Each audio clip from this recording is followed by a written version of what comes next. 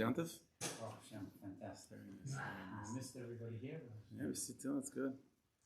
That's It's always a nice thing. Yes.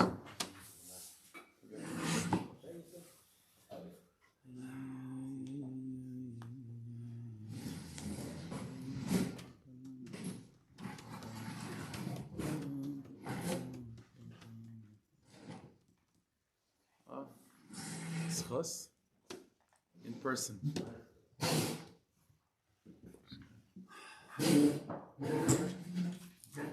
Yes. Okay.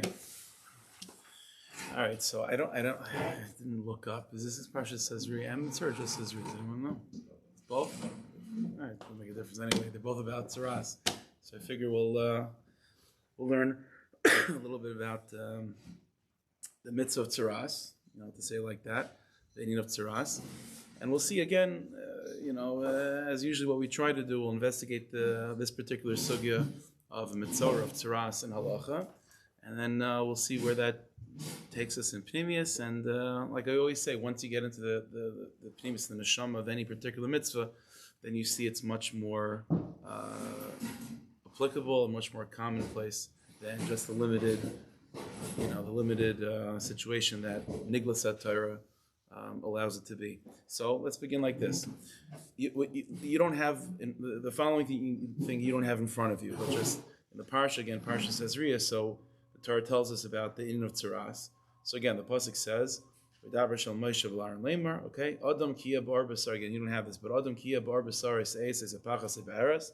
That if a person finds in their skin something that's defined as a se'es, a pachas or behera, something that's tzaraas, like a whitening of some sort. So it says, it looks like tzaraas.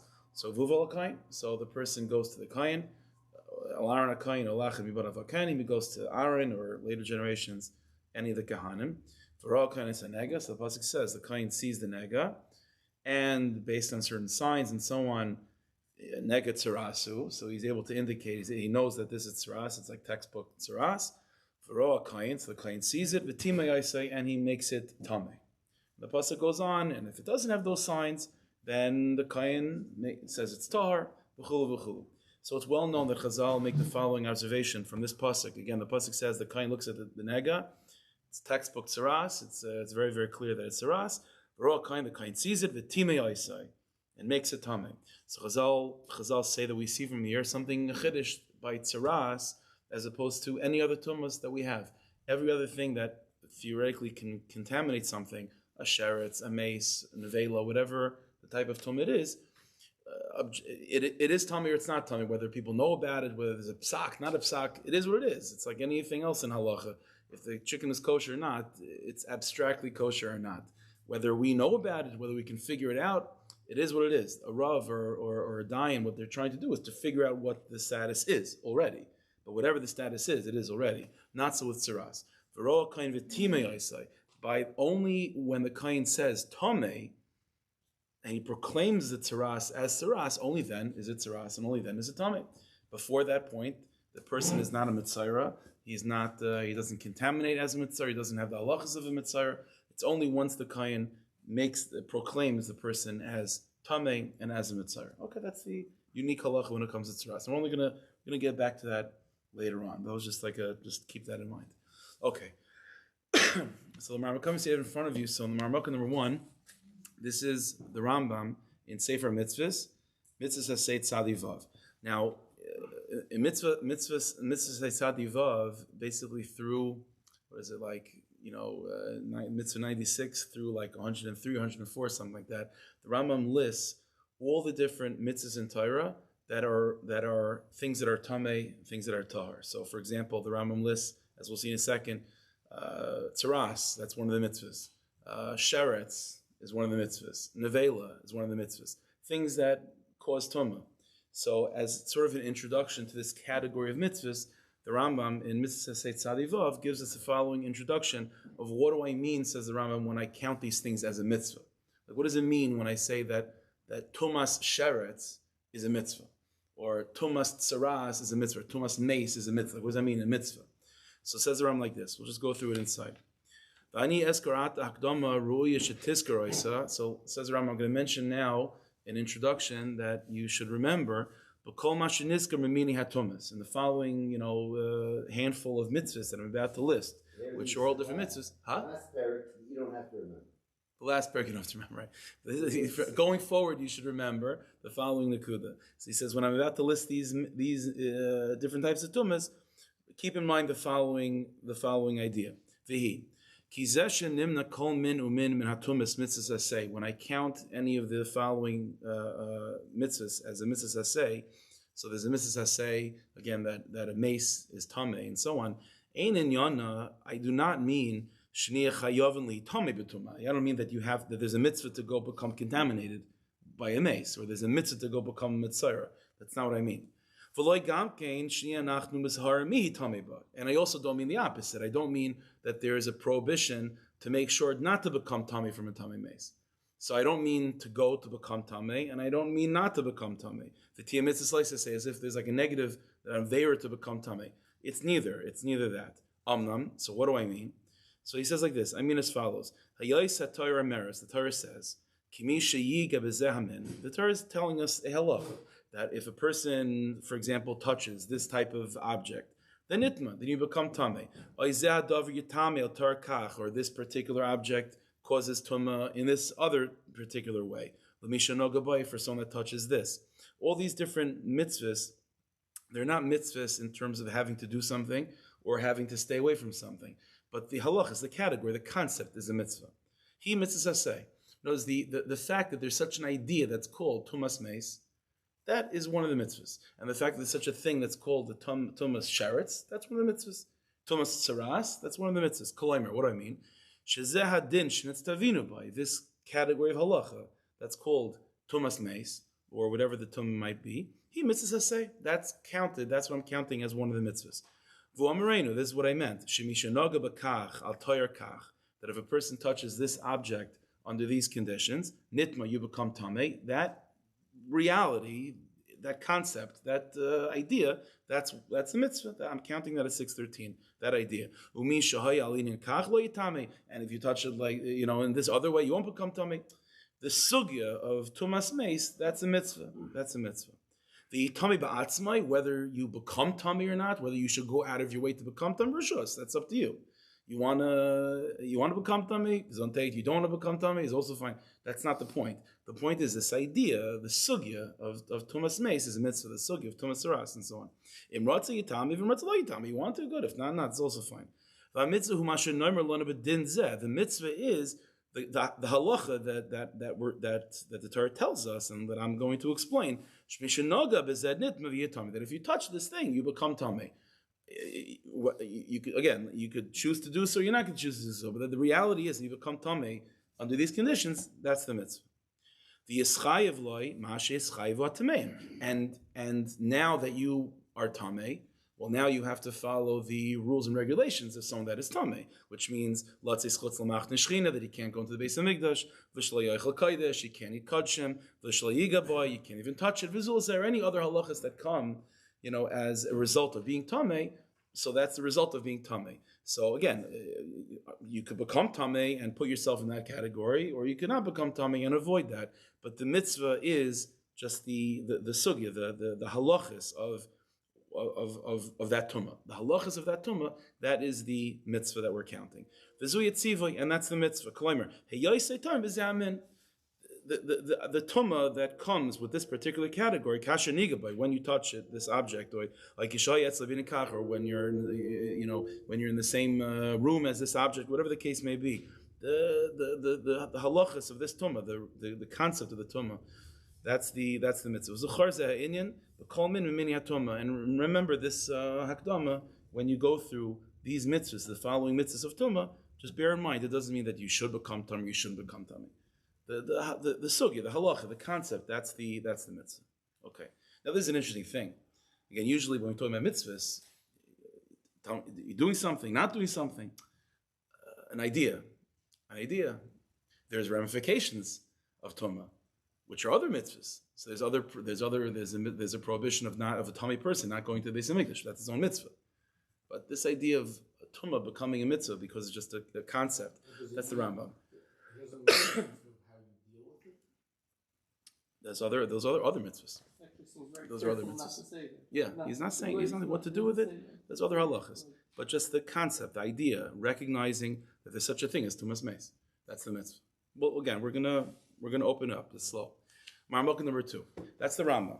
Okay, the Ramban right over there on mitzvah Sadi Vav comments on the Rambam, and he disagrees. He says like this: Vani, as far as I'm concerned, says the Ramban, im kol arichas divrei harav, with all the lengthy wording of the Rambam, which is again unusual for him, v'hakdama shehiktim al kol minei tumas, in this introduction that he gave for the following mitzvahs, lo yirisi lahavi din hatumas b'cheshon mitzvahs. Lamaisa, with all the arichas of the Rambam, I disagree with all of it, and in my personal counting, says the Ramban, I don't list any of these mitzvahs as mitzvahs. There is no mitzvah in the Ramban's listing of 613. There is no mitzvah of tumas meis. There is no mitzvah of tzaraas. There is no mitzvah of tumas sheretz. Why? We're called tzad, like the Rambam himself said, because it's not telling you to do anything. It's not telling you to do anything. Again, it's not telling you to do something. It's not warning you against doing anything. It's just a halacha. It's just a concept. It's just a truth. That's not a mitzvah. That's not a mitzvah. There's no command to count exactly what's happening over here. As it says the Ramban. Now it says the Ramban. So what are tumas about? He says, "Well, kivan shemananu yisparchim bias mikdash, the tuma umachilas hakadshim." So says the Ramban, the reason why the Torah talks about tumah is very simple, because since we do have other mitzvahs which are clearly mitzvahs, there's a prohibition: don't go into the base of mikdash when you're tamei, don't eat kadshim when you're tamei. So v'tziva isan, or for that matter, the Torah gives us mitzvahs: lechel dvar mitahara, eat karbanis when you're tahar. So so to understand those mitzvahs, we have to know what tumah means and what tahara means and what makes you tamei, what makes you tahar. So you need the Torah to talk about these sugyas, but not because they themselves are mitzvahs. It's a sugya, it's an idea. It is. Why, the reason why it's relevant to know whether you're tamei or tahar and how to become tamei and how to become tahar is because there's other mitzvahs which are built on those sugyas, but the sugyas themselves, they're not mitzvahs. They're just Torah. It's just they're true, but that's not called a mitzvah. Beer of Omer. So because there's a mitzvah again of not going to the base of Mikdash, betoma or other things, so the Rebbeinu Shalom explains Elu dvar metamin ve'elu loy metamin. Okay, so now let me explain to you what makes you tamei, what makes you not tamei. For what purpose? To be able to clarify the mitzvahs of not going to the base of Mikdash betoma and so on. But when the Torah talks about the actual toma and the halachas and the intricate details and the halachas of that toma, there's no mitzvahs in that, not the general concept of tumah and not the particular types of tumah. B'shum these are not mitzvahs. Okay, so it's machlokes Rambam and Ramban. Okay, so again, the Rambam is definitely interesting. That I think probably our initial reaction would be more like the Ramban, that a mitzvah means a command. It's telling you to do something l'chayra or not do something. Okay. But the Rambam is a chiddush that even things that are just conceptual ideas or truth, Torah, sugyas, whatever, that's also a mitzvah. Okay, fine. That's machlokes Rambam and Ramban. Fine. Does the Rambam count the mitzvahs or the situations when you're tamei, how you deal that they both agree are mitzvahs either essay or Yeah, there's a mitzvah of not going to the base of Mikdash. There's a mitzvah of eating kadshim b'tahara. Those are mitzvahs for sure. The process of becoming Torah, let's say. No, there's no mitzvah necessarily to become tahar. That's not called a mitzvah? No, there's no mitzvah to become tahar necessarily. I mean, you might have to bring karbanos, whatever. There's no. So it's like this. Take a look at Marmuk number 3, the Rambam again, just to bring up the point. The Rambam in Mitzvah say Kuf Aleph 101. So the Rambam again, Kedarka, based on his philosophy, does count this mitzvah of a mitzora, for example, and he says it the way it makes sense to him. Shetzivanu liyas adam mitzvah tamei. That one of the mitzvahs is that a mitzvah is tamei. That's the mitzvah. Umitzvah kalelas kol din tzaraas adam. This mitzvah includes all the details of tzaraas. Mashma men tamei, mashma tahar. What tzaraas is tamei, what tzaraas isn't tamei. Mashma tzricha hesker, like bilti hesker. What tzaraas needs like quarantine time, to figure it out more. What doesn't, all the halachas of tumas tzaraas, but there's a mitzvah called tumas tzaraas. Okay, like I said, Ramban, so far so good. What makes it more complicated is the following thing: the chinuch. Okay, the chinuch. It's interesting. Throughout the Sefer HaChinuch, the chinuch b'derech klal almost always goes with the Rambam, and he'll openly say that even though in this particular case I personally feel more like the Ramban, but for the purpose of this sefer, I'm going with the Rambam. Like he'll say that, and by the way, this is one of the examples in the mitzvah of tzaraas. As we'll see in a second, the chinuch quotes the mitzvah of tzaraas like the Rambam, and at the very end he says, and by the way, just bear in mind all of these mitzvahs that I just listed of Tumah, the Ramban disagrees with all of it because it's not, like the Ramban's reasoning. And says the Chinuch, and personally, I hear that very well. But again, in this sefer, I'm going with the Rambam. Okay, so that's the Chinuch. And again, the Chinuch counts Tumas Meis as a mitzvah, Tumas, Sheretz as a mitzvah, again, just like the Rambam. What's interesting, though, is that when it comes to tzaraas, the Chinuch makes it a little bit more active than just the tum of tzaraas, like the Rambam does. Take a look at the chinuch. Marmok number 4, mitzvah kuf samach tes, and then Parashas Hezriya. L'tamei adam mitzayr. So far, it's like the Rambam that there's a mitzvah that a mitzayr is tamei. But there's such an idea as tumas tzaraas. Koloimer says the chinuch, and what do I mean by that?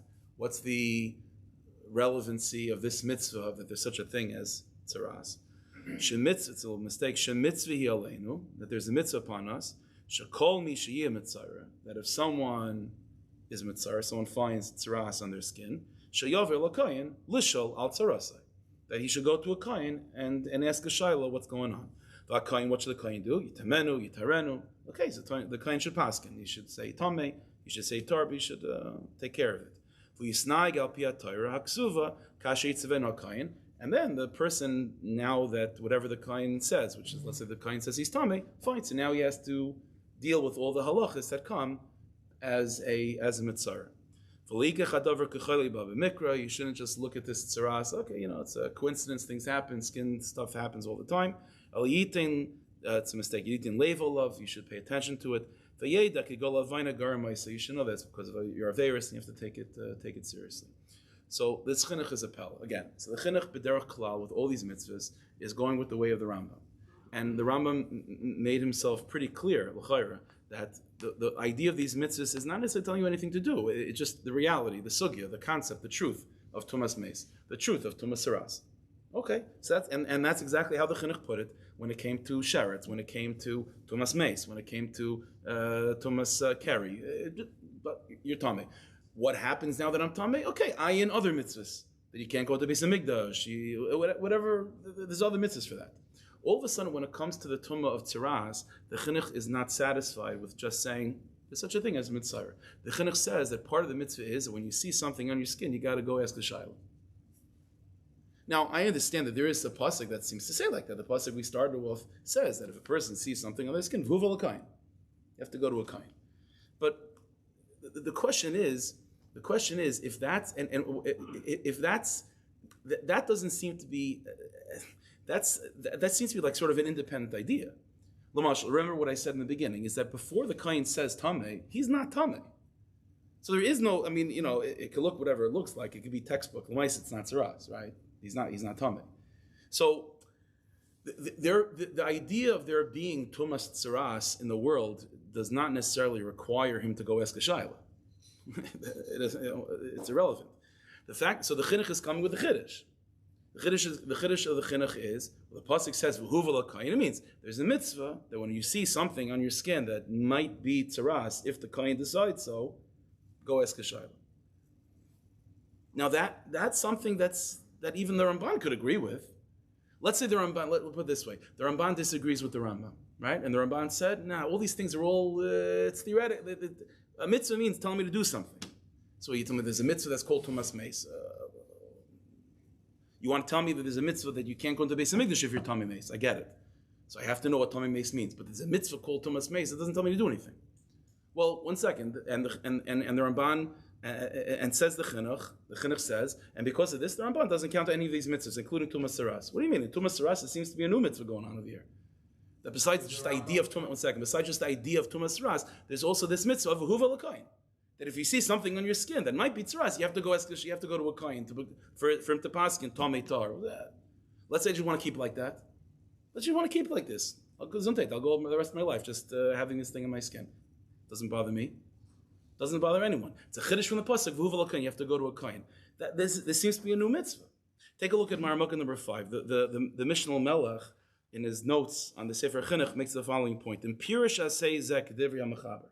If the mitzvah of tzaraas includes not just the concept of tumas tzaraas, but includes this particular idea that if a person sees something that looks like, or that can be, that could be turned into tzaraas by the words of the kayin, that there's a mitzvah on him to go to a kayin, then loy hayimasig Ramban al Rambam b'aseizav, and even the Ramban would agree that this is something that this mitzvah is mechayiv you to do something. It's telling you to do something that you wouldn't otherwise have done. Sharei asay gomru.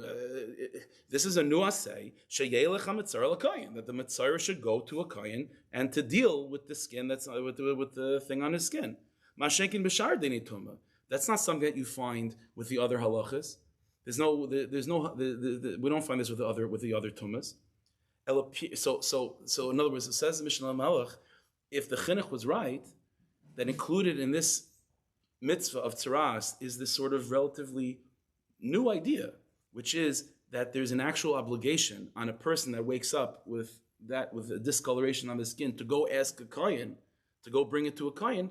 Then the Ramban would never have disagreed with the Rambam regarding this mitzvah. The whole disagreement of the Ramban against the Rambam was that just you're counting sugyas as mitzvahs. That's not a mitzvah. If you tell me to do something, then that's a mitzvah. So, you know what the chinuch should say to the Ramban? You're right. In this case, there is something to do. What's there to do? To do is to go to a kain, and without and the fact, and this makes the irony of it. Later on in this mitzvah of tzaraas, the Ramban, the chinuch makes a point, and he says that you should just be aware, remember that the Ramban disagrees with all of these mitzvahs as being counted, and I personally go with the Ramban, but for the purpose of this sefer, I'm going with the Rambam. What are you talking about? That says the chinuch that even though at the end of this mitzvah of tzaraas, says the chinuch that the Ramban, bear in mind, disagrees with the Rambam in listing all of these mitzvahs, but for the purposes of this sefer chinuch, I'm going with the Rambam. What are you talking about? You just created a new mitzvah in tzaraas that even the Ramban should agree with. You created a new thing. You have to go ask a shayla. It's not. So what's going on over here? How could the Ramban? How could the chinuch? Again, the approach of all these mitzvahs, including tzaraas, the chinuch is viewing it same as the Rambam, which is it's just the tumah of tzaraas is what we're counting. The tumah of tumas meis is what we're counting. The tumah of sheretz is what we're counting. The tumah of shechazer is what we're counting. That's what we're counting. Ramifications. Okay, there's other ramifications, and because of that, the Ramban doesn't count any of them. It's fine. That's the machlokes. But all of a sudden, when it comes to tzaraas, the chinuch seems to be folding into this mitzvah, which is just until now a theoretical, just abstract idea of truth called tumas tzaraas, with ramifications in other mitzvahs. The chinuch is telling us, no, that in the mitzvah of tumas tzaraas, there is an application, which is that even before you become tamei, you have to go ask a shayla, you have to go to the kain. That's a new idea. So the pella is that how could it be that the chinuch at the same time can introduce this new side of the mitzvah of tumas tzaraas, which is v'huv alakayin, and at the same time act as if he's just going with the sheet of the Rambam, that we're just counting tumas. We're not counting anything active at all. What do you mean? You are telling me something to do that's active. That has nothing to do with the very fact that that's more than just the tum itself. Is this clear? What I'm saying? Okay. What is the Rambam and Ramban hold by mitzvah tzitzis? The mitzvah of tzitzis? Tzitzis, right? Because it's not a chiyuv that I have to get. No, if you wear four corners, you have to put on tzitzis. Right, That's a so chiyuv.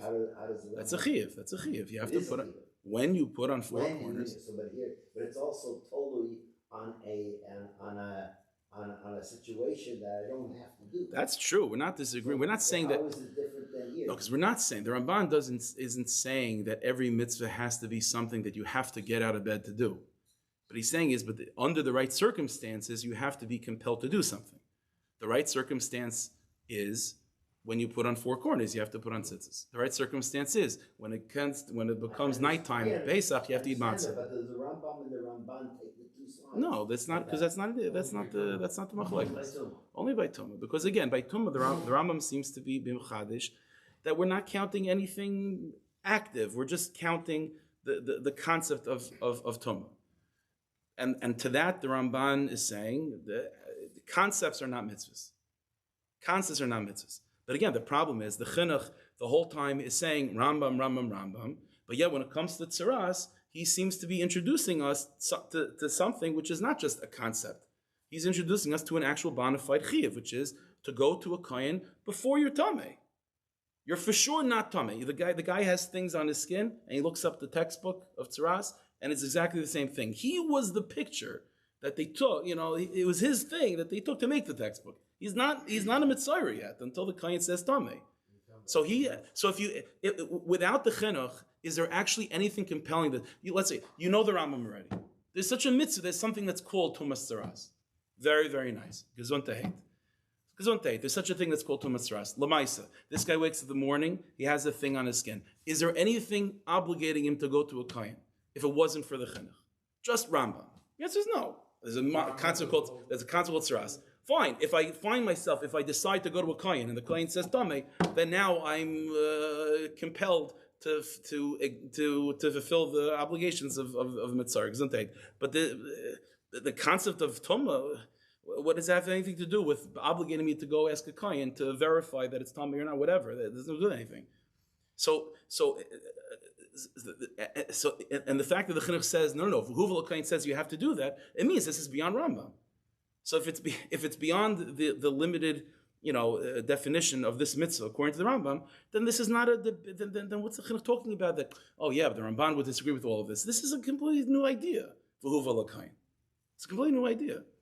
So this is the problem. Could be like the Rambam.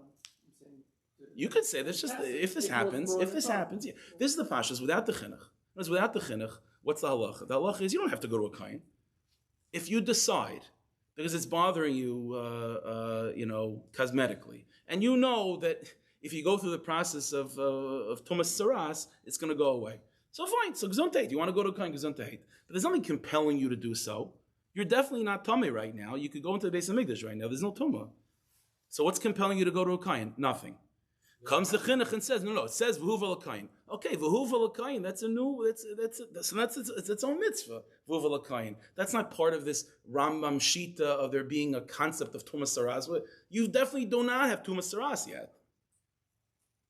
According to the Rambam, but the way the Shemal says that the Ramban would agree that there's a mitzvah. He's saying that's his point. If this would be true, then the Ramban would agree with it. It has nothing to, it's irrelevant to the machlokes. It's evidently not, but that's not the point. Is that it's an irrelevant. And the Rambam doesn't hold it. There's no mitzvah to go to a kohen. Yes, there is. There isn't. It has nothing to do with the machlokes. It's taking it beyond. Outside of this, is there? We have no indication. The Rambam would hold it. Yeah. Does the chinuch mean that there's actually a mitzvah to go to the kohen? Yeah. Or it means that there's because on the flip side, it says don't treat it as like a choy above the mikra. It means by Tumas Mace, so there's according to the Rambam, there's a reality of Tumas Mace. You don't have to do anything over there. By tzaraas, okay, you have to. Okay, you get in there. You get in there. Okay, good. So stop. Finish. No, that's okay. So here's the nakuda. Let's take a step back for a second and let's go back to the Rambam. Okay, let's go back to the Rambam. The Rambam again. The Ramban had a problem with the very sheet of the Rambam. Again, the very philosophy of the Rambam, running all these mitzvahs was, it's not telling you to do something, not telling you not to do something, it's just the mitzvah. So the Ramban's point was, well, it's not a mitzvah. Mitzvah is a command. It's telling you to do something. Clearly, listen, there's only so much you can say. The Rambam obviously disagrees with that. But let's give a little bit more of a clear definition of what these mitzvahs are. So what exactly is the mitzvah then? How does one fulfill the mitzvah? Let's put it this way. We'll put it like this. The Arizal said that in order to be mashal your neshama, you have to be mekayim all 613. So how are you mekayim the mitzvah of tumas meis? What does it mean to be mekayim that mitzvah? Well, the Ramban's point is there is no way to be mekayim that mitzvah. That's why it's not a mitzvah. So what would the Rambam say back? I mean, what does it mean to be mekayim that mitzvah? So I would suggest the following thing. And I think this is what I was touching on, is that it's true. The Rambam says tumas meis, that mitzvah tumas meis does not mean to go become tamei, and it doesn't mean to not become tamei. But the way to fulfill that mitzvah is by acknowledging tumas meis. You have to acknowledge it. What do I mean? So let's say a person is Tamei Meis, and they just walk into Beis HaMikdash. What did they violate? So they certainly violated the prohibition of going to Beis HaMikdash Tumas Meis. You know what they also violated? They violated the mitzvah of Tumas Meis. You know why? Because they were completely ignored the fact that they're Tamei Meis.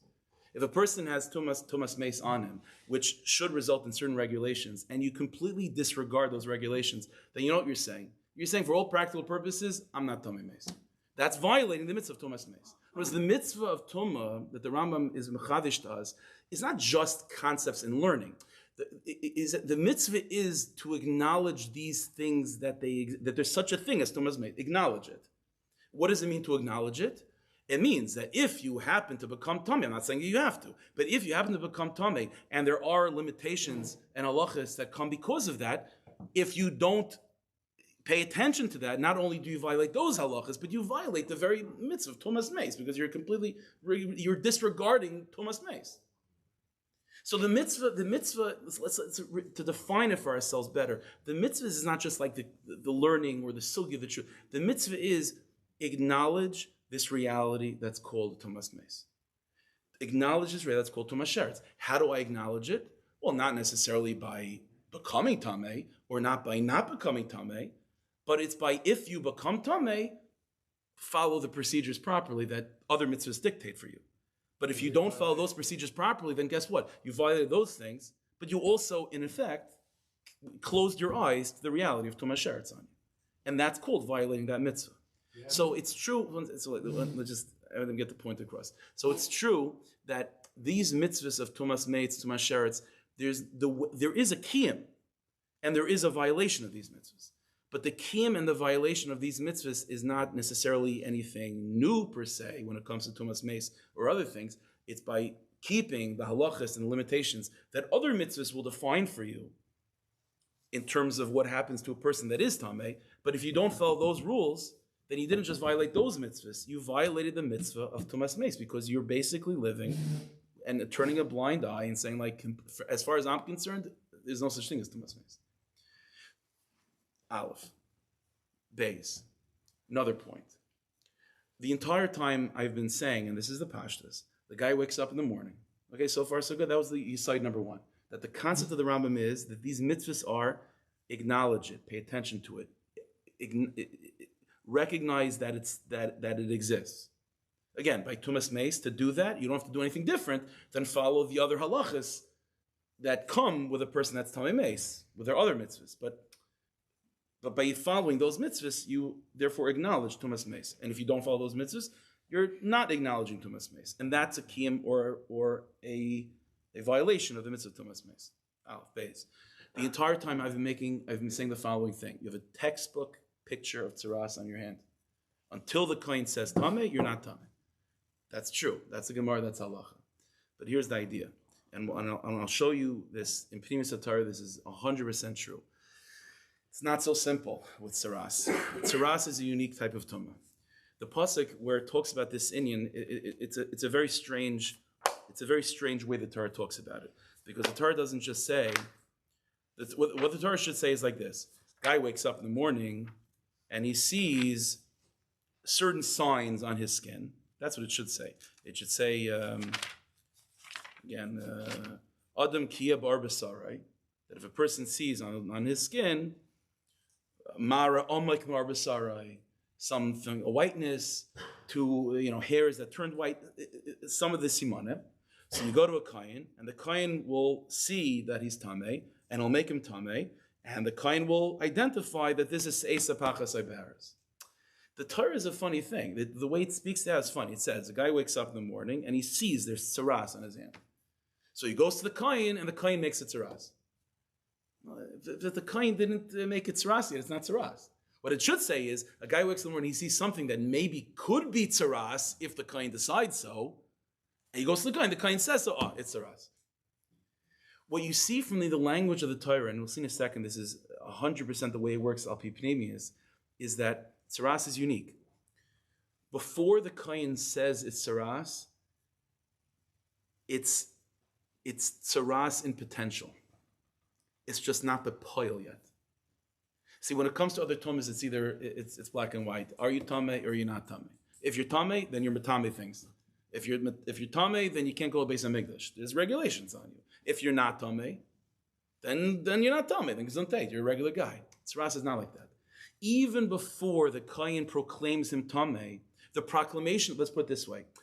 What we tend to think of the following thing: the guy has something on his arm. It's mamish nothing yet. There's no tzaraas. He goes to the kohen. If the kohen says tamei, now it's tzaraas. If the kohen says tahar, then what did the kohen just do? Nothing. That's not true. When the guy wakes up in the morning, he has something that's shiloh worthy. If it's shiloh worthy, again, the guy's in Mishagas, he has a little pimple. That's not a shiloh. If it's legitimate shiloh worthy, that means there's a bechina of tzaraas. There's a siba of tzaraas. There's the koyach of tzaraas on him.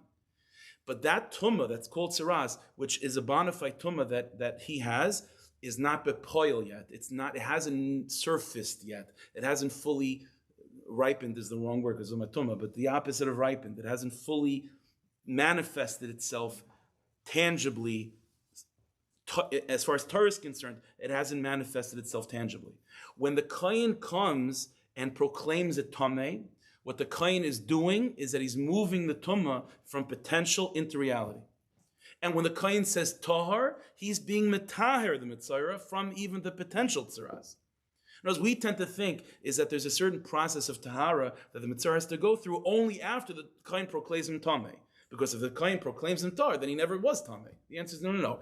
Either way, once there's a shiloh-worthy tzaraas in the guy's hand, he has to go through a tahara process. Either the process of being matar, this potential tumah, this koyach of tumah, or, and that's when the kohen says tahar, that is a tahara itself, or when the kohen says tameh, it means the kohen is moving it from potential to bepayil, to reality, and then the process of tahara is even more arduous and more complicated, and that's Parshas Mitzayra, Karbanis, v'chulu, v'chulu, v'chulu. But the idea is, when the Torah says that when he wakes up and he sees tzaraas on his hand, that's true. It's just not tzaraas bepayil, it's tzaraas b'koyach. Therefore, let's go back. The Rambam, again, said that the mitzvahs of Tumah are what? Acknowledge its existence. So I understand. When the Tumah of tzaraas, now we have a chiddush over here, because tzaraas is in two stages. There's the bepayil of tzaraas, and then there's the bekoyach of tzaraas. And whenever you're dealing with the Tumah of tzaraas, says the Rambam, the mitzvah is acknowledge it. Don't just ignore it. If you ignore it, then it means that you're pretending it's not there. That's violating that mitzvah. So when it comes to the version of tzaraas that's bepayil, I know what it means to acknowledge it. What does it mean to acknowledge it? It means follow the other halachas of tzaraas. Don't go into the Machne Shechin. Don't go into Beis Hamikdash. Don't eat kodshim. Stay in isolation. Those are other halachas of mitzvah, and if you violate those other halachas, it means basically you're ignoring the tzaraas. But what if you only have the koyach of tzaraas, which is also a tumah, but it's just not bepayil yet? So you don't have all those limitations. How do you then fulfill the mitzvah of acknowledging that tzaraas? Says the chinuch, go to a kohen and ask a shayla. That's not another mitzvah that's coming from the other way of like, we have this idea of the Rambam, just concepts, right? And the Ramban says, nah, concepts are mitzvahs. Comes the chinuch and says, yeah, but tzaraas, you got something altogether different, which is go to a kohen. Well, no. That's the way how you acknowledge the reality of tzaraas that you have right now. Because even before you ask a shayla, you have tzaraas. You have tzaraas. It's just not bepayil. And because you have tzaraas, but it's not bepayil, even that tzaraas bekoyach also needs to be acknowledged. So how do you acknowledge that? How do you establish to yourself that there's tzaraas in your life? The only thing you can do is go to a kohen. That's the only thing that you can do. There's no other limitation on your life because of this potential tzaraas. The only thing that the Torah, that there's even what to do, is to go to a kohen. Therefore, there's no mitzvah. It's not like it's one of the mitzvahs of like, it says avuva l'kohen. That because that's the only thing that theoretically there is to do about a potential tzaraas, then that is what you have to do to acknowledge the tzaraas. So when the Rambam says that there's a mitzvah that's called Tum of Tzaraas, and again, as we said, it's not just the sugi in Torah, it means there's a mitzvah to acknowledge this mitzias that's called Tum of Tzaraas. Well, you have to acknowledge both the Bepayil version of Tzaraas and the Bekoyach version of Tzaraas. So whatever you can do, so in the Bepayil version of Tzaraas, like I said, there's many ways where you could acknowledge it. By keeping other halachas and other mitzvahs, that's acknowledging that you have Tzaraas Bepayil. But what can you do possibly to acknowledge the fact in Torah that you have potential tzaraas? The answer is the only thing that is relevant for you to do right now is to go to a kain and ask a shaila: is it tamei or is it tahar?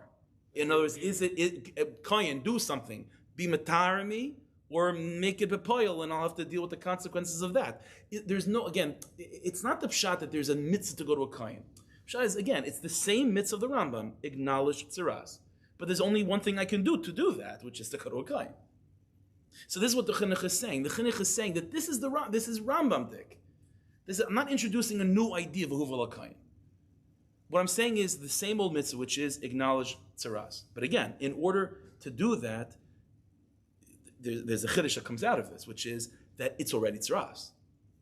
It's already tzaraas. And by acknowledging it as tzaraas already, but tumas tzaraas already exists b'koyach, that's already something. Take a look at Marmukim number 6. Okay, this is Hagayis Ramaz. It's one of the early Mekubalim on his Hagayis on the Zohar Kodesh in Parshas Tazria. It's one of the Talmidim of Reb Chaim Vital.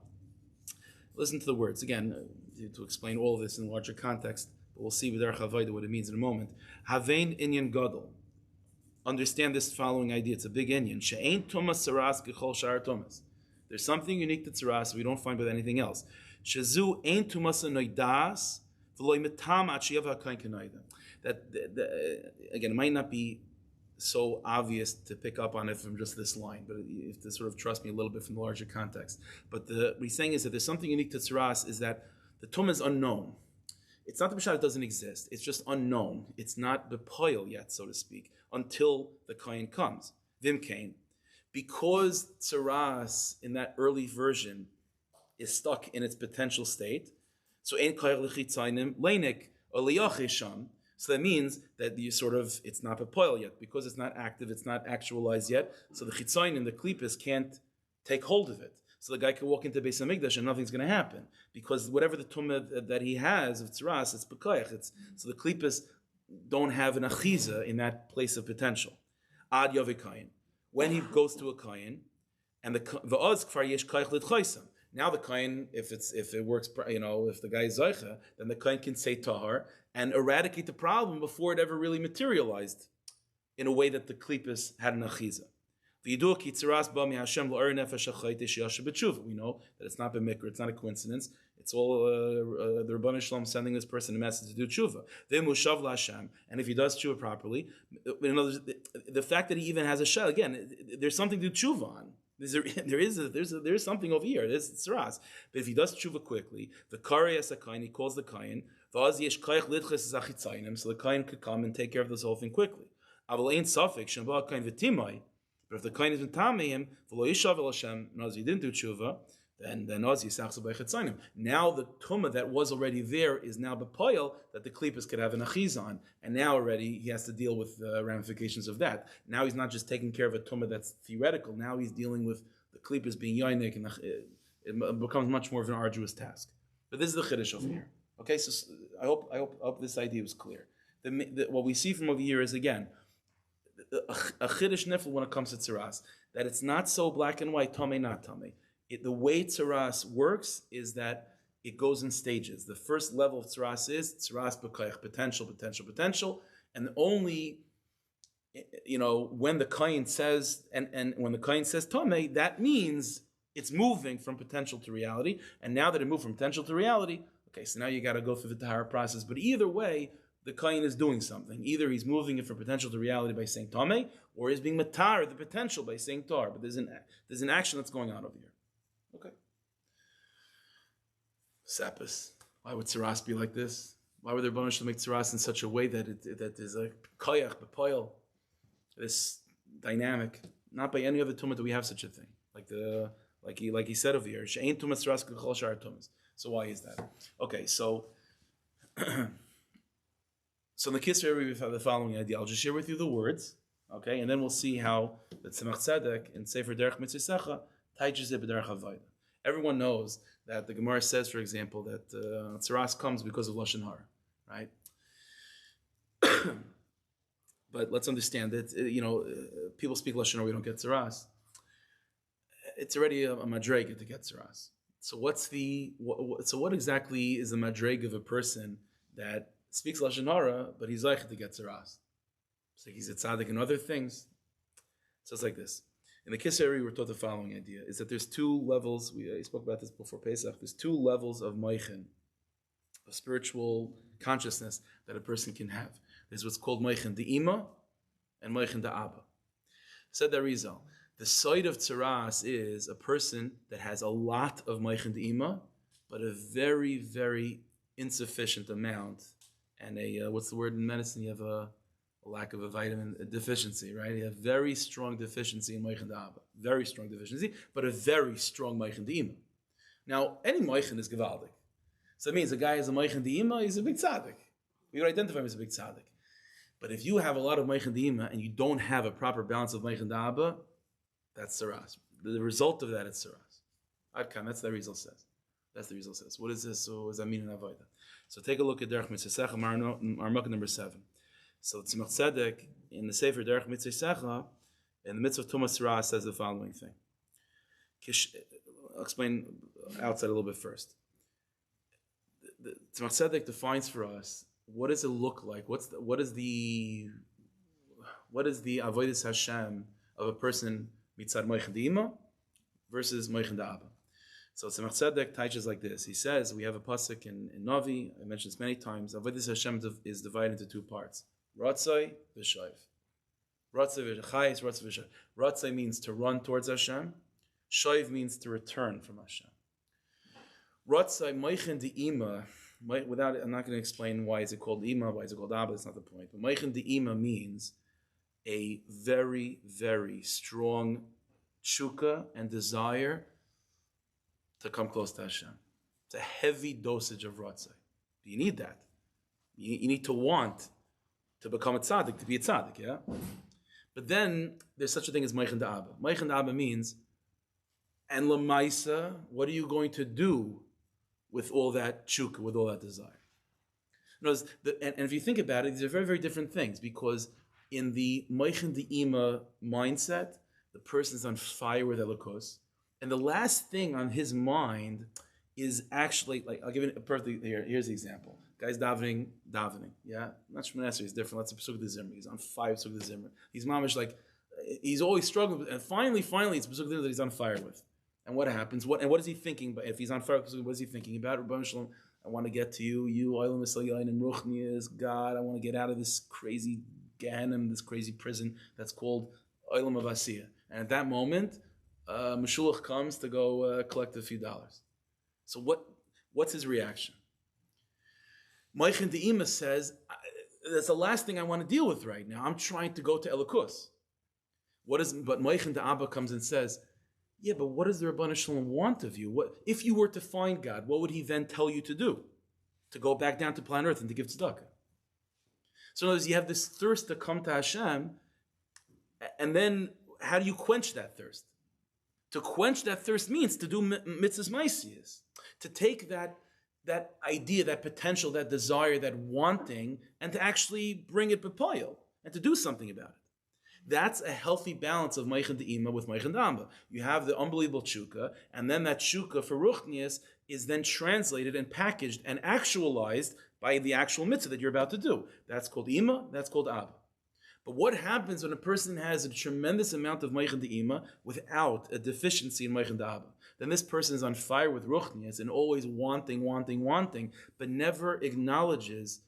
It never becomes b'poyel. It never actualizes. There's no kalim. He never quenches that thirst. It's always a search for the Rebbeinu Shalom. When the Rebbeinu Shalom is saying, "Okay, you found me. Do mitzvahs." And when you do mitzvahs, you'll have a tfisa on me. The person is always in search mode and never able to concretize, so to speak, what he's looking for. That's an overpowering moichin de'ima without any moichin de'aba. And the result of that is a person that ultimately becomes negative and becomes tired and becomes just worn out, because there's only so much yearning that a person can have, and then everything becomes frustrating because whatever you're looking for is definitely not in front of you. So there's always this frustration, which results in negativity, results in lashon hara, tzaraas. So the whole inyan of tzaraas, as we'll see in a second, is as a result of a person separating, not having this desire for something but never actualizing it. So the whole in of tzaraas is a divide between potential concept, desire, want a theory, but not lemaisa. That's the whole in of tzaraas. So the halach of tzaraas reflects that the Tumah tzaraas is unique. That the Tumah tzaraas also, it starts off as a theory and then it becomes lemaisa. Not so with anything else, because that itself is the Tumah tzaraas. The ultimate tzaraas is that your whole life was a theory of Rabbanu Shloim, but poil nothing. Take a look at how the Derech Mitzvah writes. When Meichin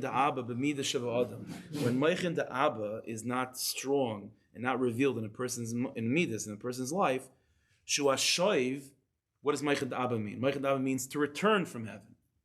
It means the thing that you've been longing for, do something about it. Ela Meichin da Ima Levad, rather the person only has Meichin da Ima, Azim Mechinis Ratza Levad, and all they're doing is running.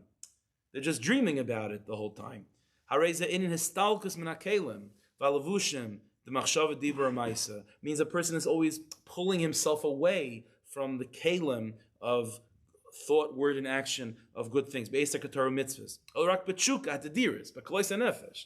The guy's mamish dying of tzimoyin for elukus, which is a gavaldic thing. That's an amazing thing. Halavai Yishal should be like that, but he's always like that, and it never becomes satisfied. There's never a statement of ubechein and lamaisa. What are you going to do with all this tzimayin? Huh? The actualization is never there. Va'afal pisha zeu tachlas hakadusha. So Meichin De'im is gavaldig. Is mamish a kaddish elyon. This guy. Adayino calls it dinim esarmina, but dinim come from that. Ratzalim. What do I mean? Dinim come from that. Kiven she'emach shavte v'dibur yasukim kol hayom. It's a mistake. Since lamaisa, the guy is missing Meichin Da'aba, which means that all the tzimayin is not translating into thoughts and words that are involved with bringing the Rabbanu Shalom down the poil, then at some point the mind and words are going to be occupied with something else, because you can't, as he says, because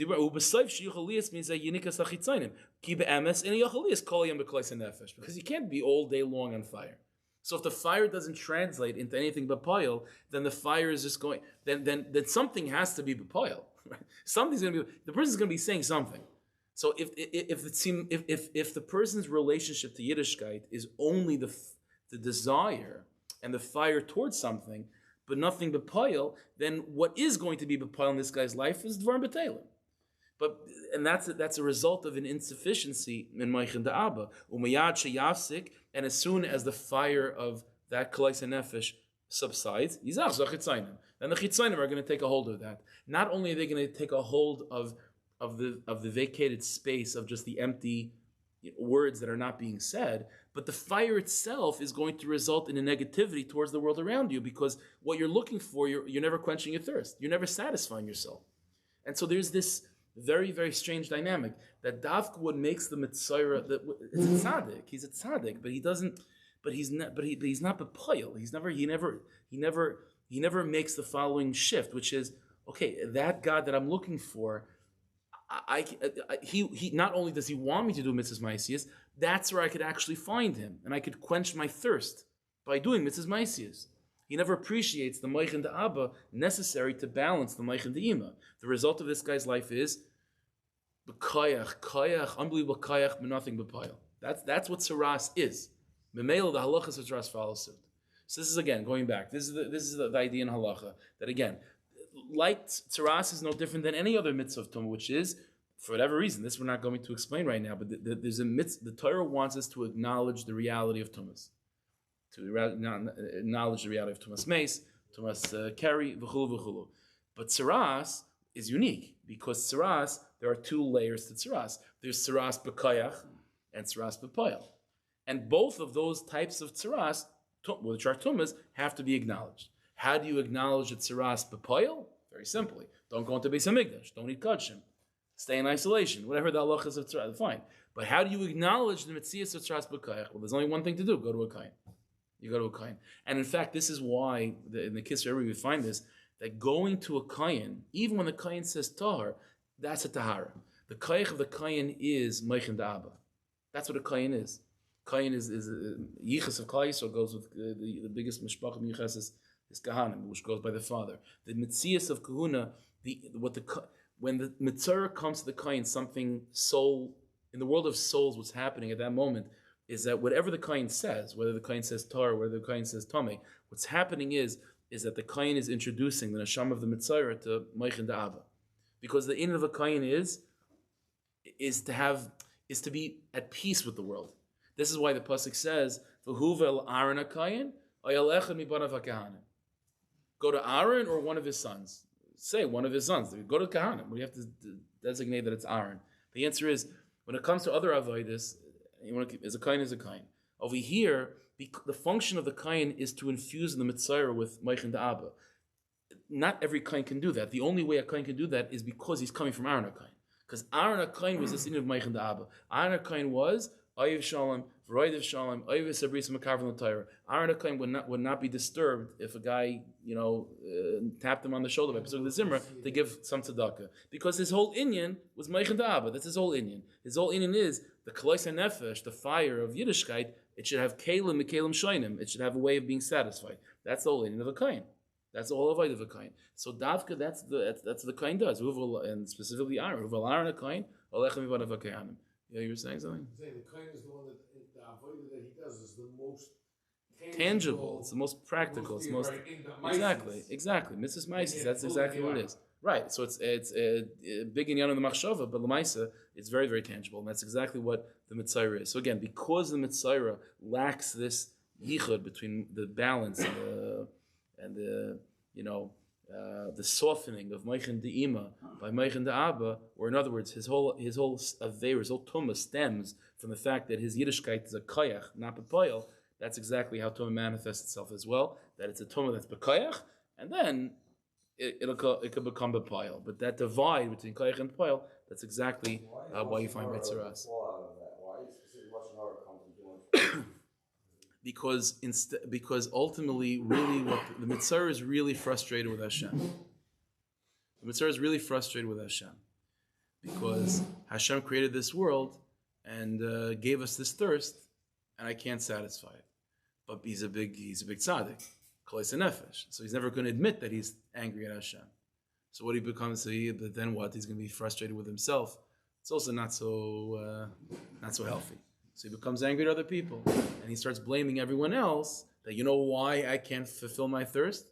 It's because of all of you, la yitzlachs, and all of you, Rishayim and Oisvars, that you're holding me back. That's Lashon Har. That's Lashon Har. This is why it starts with the pasuk, Adam ki bar b'sar. So there's different Torahs about the fact that it's called Adam, but one of the ways is that Adam is like Adam Rishon. Adam Rishon was the only person in the world, right? So it's like, that's sort of what the Mitzvah wishes, right? Because he's thinking to himself, it's everyone else that's holding me back. Really, it's like I was having such a great pursuit of Zimmer. This guy ruined it. So how if I was Adam Rishon, I was just by myself. Even Adam said Chava ruined it, right? So there's a certain kafei toiv in that, But that's where the lashon Hara comes from. It's a siman, it's a symptom of just a general negativity that sets in because of an overabundance of meichin de'ima. So meichin de'ima is necessary to be a tzaddik, but it has to be balanced with meichin da'aba. Otherwise, it results in a very pessimistic and negative, unhealthy Yiddishkeit, an unhealthy person. Just results in an unhealthy person. So I says tahara to be alone. Part of so he has to go through being alone. So that's what the Svarim talk about. Now he'll see, you'll see that you need other Yidden.